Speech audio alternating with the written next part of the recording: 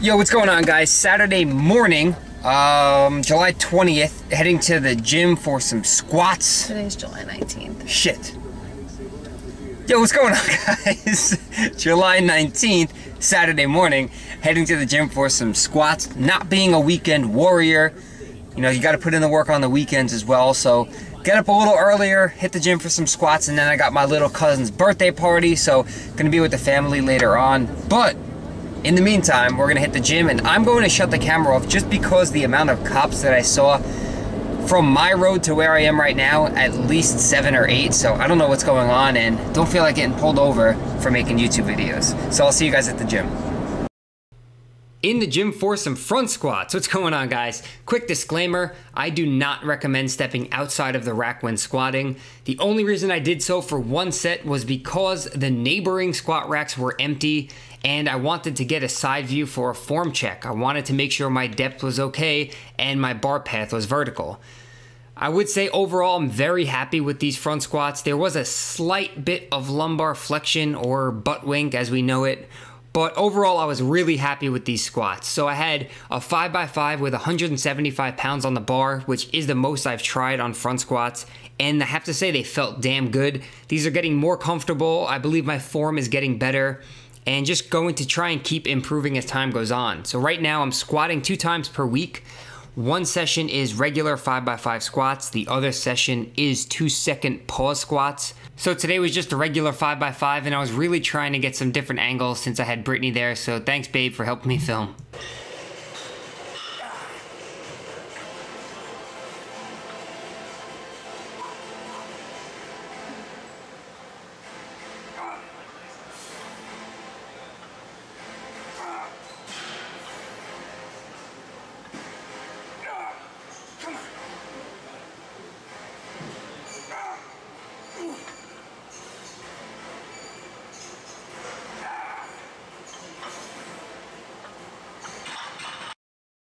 Alright, so like I said earlier, I'm very happy with how the front squats are going. I believe my depth is on point. The bar path can probably be a bit more vertical, but I'm still getting used to holding that front rack position with my arms crossed. But it is getting easier over time, and that's what's important. So making progress there. And as far as the rest of the workout, there were some walking lunges as well as some lateral raises and rear delt raises, which were not filmed. And pretty much just ended off this lovely Saturday with some bro arms. So we had some alternating dumbbell curls followed by some tricep pushdowns, and that pretty much ended the workout.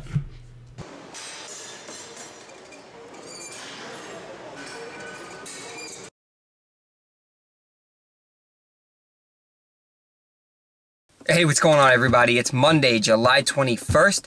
I hope you all had a great weekend. I kind of just relaxed with the family. Saturday, went to my aunt's house for my cousin Nick's 7th birthday. Yesterday, Brittany and I just hung out outside. It was a beautiful day and took a break from technology and put the electronics away for a little while so we could just enjoy ourselves. But it's Monday and we're back on the grind.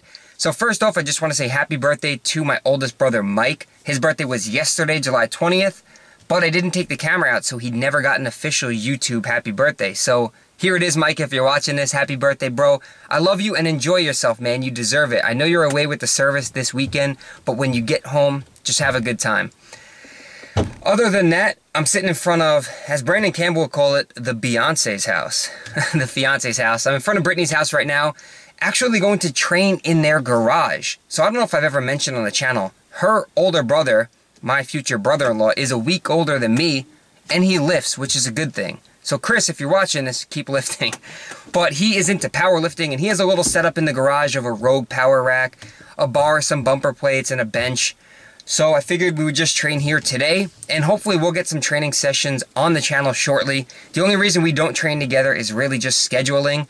He goes to school, he has work, different hours than me, and he was at a different gym, but recently signed up at the gym that I'm at. So we will try and get some training sessions together. I got my good camera with me, so I'm gonna go inside, eat something, and then start training. So I'll see you guys in a little bit.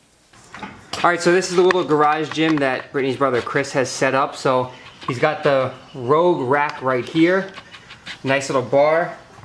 Right here, we got some bumper plates as well as some regular iron plates as well. and a little bench setup right here. So again, nothing too crazy, but enough to get the job done. This rack alone, you could do a ton of exercises in. Got the pull-up bar attached to it. And then over here is the prowler as well. So you could do some prowler runs right here on the street, right outside of the house. So convenient little spot, and we'll see if we can get some good footage in here. Gonna hit some squats. Must squat more. What's up, guys? So this session was 4 sets of 5 pause squats. So about a 2-second pause at the bottom with 170 pounds on the bar. And I want you guys to take a look at this next rep. Look at the bar path and how vertical it is. It's completely straight up and down, which is ideally how I want every rep to look. And unfortunately, every rep can't always be perfect, but this is what I'm aiming for, that good bar path. And as far as the depth goes, I really have no complaints there. I'm definitely getting below parallel, and I could probably get away with not going that deep, which you probably don't hear too often, but I'm trying to avoid any unnecessary strain on the lower back and avoid lumbar flexion, better known as butt wink. So I could probably get away with coming up about an inch higher. But aside from that, really happy with how front squats are feeling. Still playing around with my stance width a little bit. I think I could probably get my feet out a little bit more and widen that stance. Would probably make it a little bit easier to open up my hips, but all in all, just really happy with the way things are going as far as squats go.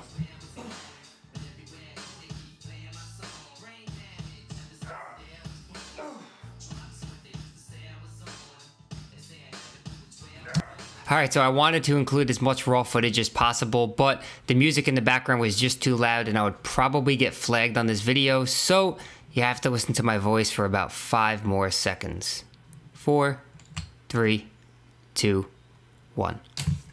Alright, so normally the next thing in my program would be a seated dumbbell overhead press, but there's not heavy enough dumbbells here, so I decided to substitute that for some standing overhead press. Not something that I really do. It hasn't been something that I've done in months. So that's why you only see 95 pounds on the bar. And what I'm going to concentrate on is keeping my core tight, trying to push in a straight line and not arching my lower back too much. So again, you don't want to be pressing like this. You want this to stay tight. So that's what I'm going to focus on. That's why I'm not wearing a belt or going very heavy. So not an ego lift. And like I said, since I haven't done it in so many months, I just want to get the movement down since my shoulder flexibility is a limiting factor sometimes. So let's see how this looks. So overall, I was pretty happy with the way these overhead presses looked. I know it's only 95 pounds, but the main goal here wasn't to see how heavy I can go. It was to see what my flexibility was like and see how my form looked from the side. Again, these are angles that I'm not really able to get in the gym, so it was nice to take advantage of just being in the garage and not worrying about what I was filming or where I was filming. So I was able to set up the good camera on the tripod. And these are just ways to help me get form checks and see how things are looking.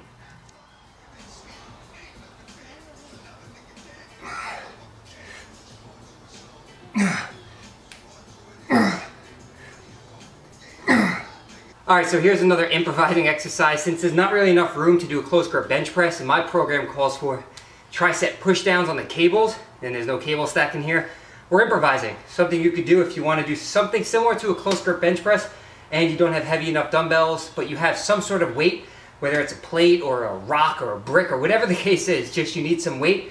I have 2 45-pound plates right here. What you could do is actually do a close grip bench with these, just like this.